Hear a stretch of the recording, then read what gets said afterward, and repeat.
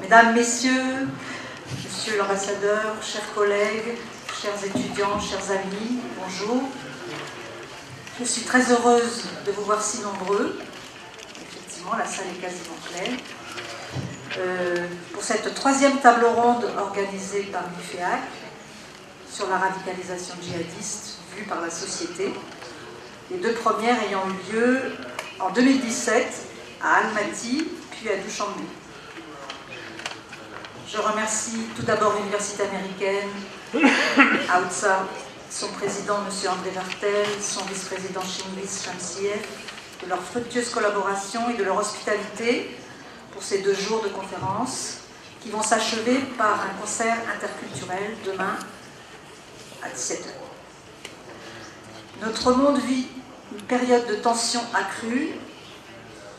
Les relations internationales se crispent sous n'importe quel prétexte, alors qu'il faudrait au contraire du calme et de la sérénité pour penser en français avec un A, c'est-à-dire guérir la crise de la jeunesse, la crise identitaire qui conduit au nom de l'islam à prendre un chemin de violence et de destruction de l'autre.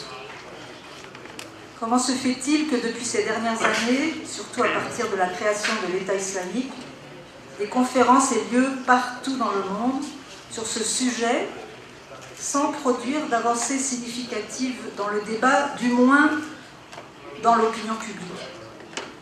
Des chercheurs dans toutes les disciplines, des sciences humaines, de la science politique à la psychanalyse, cherchent un profil type du djihadiste pour dire ensuite qu'il y en a plusieurs. Ils veulent expliquer pourquoi des jeunes quittent leur foyer, parfois sans histoire, pour rejoindre des zones de combat et se transformer éventuellement en bourreaux ou en kamikazes. Pourquoi ils prennent aussi ce chemin sans quitter leur pays, à l'intérieur de leur pays? Quelle rage ont-ils? Quelle représentation de l'autre? Quelle souffrance les anime? De nombreux ouvrages ont été écrits dans le monde entier. Entre ceux qui parlent de radicalisation de l'islam et ceux qui, à l'inverse, parlent d'islamisation de la radicalité, il demeure un fait global du dialogue entre les musulmans, entre eux, entre les musulmans et les non-musulmans. En Asie centrale, notamment au Kyrgyzstan où nous nous trouvons, la menace terroriste semble moins présente qu'en Europe. Néanmoins, des processus de radicalisation sont...